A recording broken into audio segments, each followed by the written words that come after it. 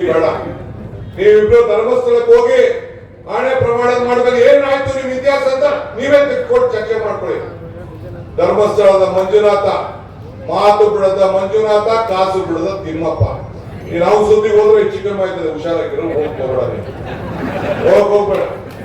ಅದಿರಲಿ, ನೀನು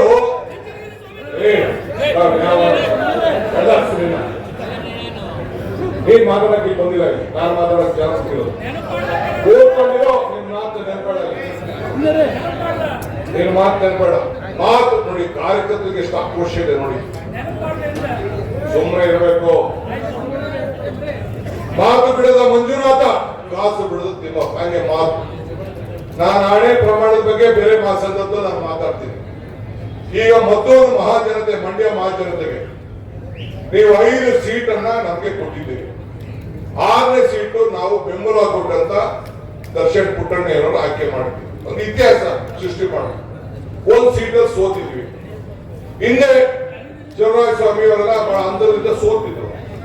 ಆದ್ರೆ 5ನೇ ವರ್ಷದಲ್ಲಿ ಜನ ಅವ್ರನ್ನ ವಾಪಸ್ಸು ಅಸೆಂಬ್ಲಿ ಕರ್ಕೊಂಡು ಬಂದು ಗೆಲ್ಸಿ ಮಂತ್ರಿಗಳನ್ನು ಮಾಡಿದ್ದಾರೆ. ಈ ಪಾರ್ಲಿಮೆಂಟ್ ಎಲೆಕ್ಷನ್ ಎಲ್ಲ ವೋಟ್ ಕೊಟ್ಟಿರ್ಬೋದು. ಅಸೆಂಬ್ಲಿಗೂ ಪಾರ್ಲಿಮೆಂಟ್ಗೂ ವ್ಯತ್ಯಾಸ ಇದೆ. ನಿಮ್ಮ ಕಾರ್ಯಕರ್ತರಿಗೆ, ಮತದಾರರಿಗೆ ಹೇಳಲಿಕ್ಕೆ ನಾನು ಬಯಸ್ತಾ ಇದ್ದೇನೆ, ಏನು ಮುಂದಕ್ಕೆ ಏನು ಮೋದಿ ವಿಚಾರದಲ್ಲಿ ಜನ ತೀರ್ಮಾನ ಮಾಡಿದ್ರು, ಅಸೆಂಬ್ಲಿಗಿಲ್ಲ. ಏನು ಮಾತಾಡಿದ್ದಾರೆ ಕುಮಾರಣ್ಣ, ನೀವು ಮಾತಾಡ್ತಿಲ್ಲ, ಹಿಂದೆ ಏನೇನು ಮಾತಾಡಿದ್ದೆ ಮೈಸೂರಿನಲ್ಲ ಮಂಡ್ಯದಲ್ಲಿ, ಅದು ನೋಡುವಂತೆ ತೋರಿಸ್ತೀನಿ. ಮಂಡ್ಯ ಮೈಸೂರಿನಲ್ಲಿ ಏನೇನು ಬರ್ತದೆ ನಮ್ಮ ಸಭೆ, ಅಲ್ಲಿ ನಿನ್ನ ಮಾತು, ನಿನ್ನ ಗುಣಗಾನ, ಬಿಜೆಪಿ ಗುಣಗಾನ, ನಿಮ್ದು ವಾತ್ಸಮರ, ಅದೆಲ್ಲ ಅಲ್ಲಿ ನಾನು ತೋರಿಸ್ತೀನಿ, ಅದನ್ನ ತೋರಿಸ್ತೀನಿ. ಆದ್ರೆ ಏನಾಯ್ತು, ನನ್ನ ಅಧ್ಯಕ್ಷತೆಯಲ್ಲಿ ಸಿದ್ದರಾಮಯ್ಯನವರ ನಾಯಕತ್ವದಲ್ಲಿ 136 ಸೀಟ್ ಬಂದು ಈ ಬಡವರ ಕಲ್ಯಾಣಕ್ಕೋಸ್ಕರ ಅಧಿಕಾರ ನಡೆಸ್ತಾ ಇದ್ದೀವಿ. ನಿನ್ನ ಅಧ್ಯಕ್ಷತೆಯಲ್ಲಿ ಎಷ್ಟು ಬಂತು? 19 ಸೀಟ್ ಬಂತು. ಈಗ 2 ಸೀಟ್ ತಗೋಬಿಟ್ಟು ಬಿಜೆಪಿ ಅವ್ರಿಗೆ ಬ್ಲಾಕ್ ಮೇಲ್ ಮಾಡಿ ಬಿಜೆಪಿ ಅವ್ರ ಜೊತೆ ಸೇರ್ಕೊಂಡು ಪಾಪ ಮಂತ್ರಿ ಆಗಿದ್ದೆ, ಹಾಗೂ ಏನ್ ತೊಂದರೆ ಇಲ್ಲ. ಯಾಕೆ ನಿಮ್ಮ GD ದೇವೇಗೌಡ ನಿನ್ ಮಗ ಯಾಕೆ ಸ್ಟೇಟ್ಮೆಂಟ್ ಮಾಡಿದ್ರು ನಾವು ಪಾದಯಾತ್ರೆಗೆ ಹೋಗುದಿಲ್ಲ ಅಂತ, ನಿಮ್ ಹುಡುಕೆಲ್ಲ ಈಚೆ ಬಂದ್ಬಿಡ್ತದೆ ಅಂತ. ತಿರ್ಗಾ ಮೀಟಿಂಗ್ ಆದ್ಮೇಲೆ ತಿರ್ಗಾ ನೀನ್ ಯಾಕೆ ಪಾದಯಾತ್ರೆಗೆ ಹೆಜ್ಜೆ ಹಾಕಿ ಬರೀ ಸ್ಟೇಟ್ಮೆಂಟ್ ಕೊಟ್ಬಿಟ್ಟು ಓಡೋಯ್ತಾ ಇದೆಯೇ? ಯಾಕೆ ಓಡೋಯ್ತಾ ಇದೆಯೇ? ಸ್ಟೇಟ್ಮೆಂಟ್ ಕೊಟ್ಬಿಟ್ಟು ನೀ ಸ್ಟೇಟ್ಮೆಂಟ್ ಕೊಟ್ಬಿಟ್ಟು ಓಡೋಗ್ತಾ ಇದೆಯೇ? ಯಾಕೆ ನೀ ಸ್ಟೇಟ್ಮೆಂಟ್ ಕೊಟ್ಟೆ? ಅವ್ನು ಯಾವನೋ ಪ್ರೀತಮ್ ಗೌಡ ನನ್ನ ಕುಟುಂಬದ ಜೊತೆ, ನನ್ನ ಕುಟುಂಬದ ಮರ್ಯಾದೆ ತೆಗೆದುಬಿಟ್ಟ ಅಂತ. ಯಾರು ಹೇಳಿದ್ರು ನಿನ್ ಕುಟುಂಬ ಇಲ್ಲ ಅಂತ? ನೀನೇ ಹೇಳ್ದಲ್ಲಪ್ಪ, ರೇವಣ್ಣಂದೇ ಬೇರೆ ಕುಟುಂಬ, ನಂದೇ ಬೇರೆ ಕುಟುಂಬ ಅಂತ ನಾನು ಹೇಳಿದ್ದೆ.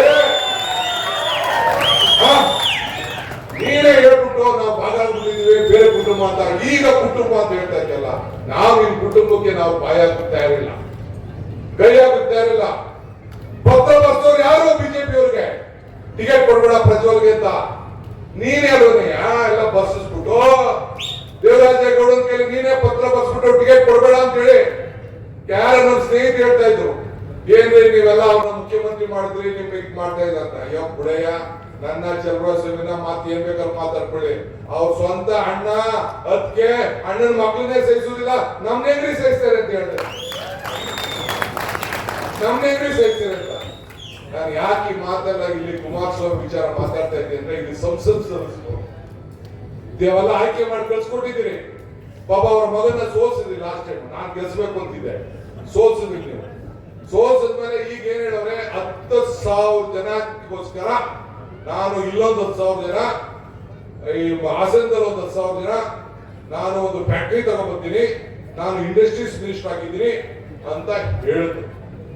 ನಾನು ಅವ್ರಿಗೆ ಒಂದು ಮಾತು ಕೊಡ್ಲಿಕ್ಕೆ ಬಯಸ್ತಾ ಇದ್ದೇನೆ, ನೀವು 10,000 ಜನ ಕೆಲಸ ಕೊಡುವಂತ ಫ್ಯಾಕ್ಟರಿಗೆ ಈ ಚಲುವರಾಯ ಸ್ವಾಮಿ, ಈ DK ಶಿವಕುಮಾರ್ ಸಂಪೂರ್ಣವಾದಂತಹ ಸಹಕಾರ ನಿಮ್ಮ ಜೊತೆ ಈ ಬಡವರ ಕೆಲಸ ಕೊಡೋಕ್ಕೋಸ್ಕರ ಒಂದು ಭದ್ರವಾಗಿರ್ತದೆ ನನ್ನ ಮಾತನ್ನ ಈ ಸಂದರ್ಭದಲ್ಲಿ ಈ ಪುಣ್ಯ ಭೂಮಿಯಲ್ಲಿ ನಾನು ಹೇಳ್ತಾ ಇದ್ದೇನೆ.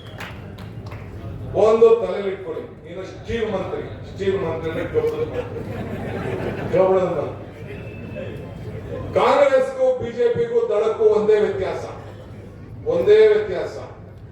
ಈ ಕಬ್ಬಣದಲ್ಲಿ ಕತ್ರಿ ತಯಾರು ಮಾಡ್ತಾರೆ.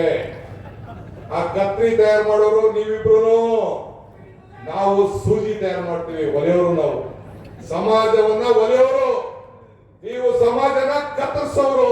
ಇದನ್ನ ಗಮನದಲ್ಲಿ ಇಟ್ಕೊಳ್ಳಿ. ಅಂದ್ರೆ ಜಾತಿ ಜಾತಿ ಬಗ್ಗೆ ನೀವು ಕತ್ತರಿಸ್ತೀರಿ, ಕುಟುಂಬ ಕುಟುಂಬದ ಬಗ್ಗೆ ಕತ್ತರಿಸ್ತೀರಿ, ಸಮಾಜ ಸಮಾಜದ ಬಗ್ಗೆ ಕತ್ತರಿಸ್ತೀರಿ. ಕಾಂಗ್ರೆಸ್ ಪಕ್ಷ ಎಲ್ಲರನ್ನೂ ಕೂಡ ಒಟ್ಟೆ ತೆಗೆದುಕೊಂಡು ಹೋಗಿ ಎಲ್ಲ ಸಾಪಾಡುತ್ತದೆ, ಒಂದು ಮಾಡ್ತದೆ. ಇದೇ ಕಾಂಗ್ರೆಸ್ಗೂ ಬಿಜೆಪಿ ಇರುವಂತ ವ್ಯತ್ಯಾಸ. ಇದೇ ನಿನ್ನ ಸ್ಟೀಲ್ ಮಂತ್ರಿ, ಕಬ್ಬಣದ ಮಂತ್ರಿ ಇದೆಯಲ್ಲ, ನಿನಗೂ ನನಗೂ ಇರುವಂತ, ನಿಮ್ಮ ಸರ್ಕಾರಕ್ಕೂ ನಮಗೂ ಇರುವಂತ ವ್ಯತ್ಯಾಸ. ಆದ್ರಿಂದ ಇವತ್ತು ನಾನು ಹೇಳೋದಿಷ್ಟೇ, ನನ್ಗೆ ಯಾವ ಪ್ರಶ್ನೆನೂ ಬೇಡ.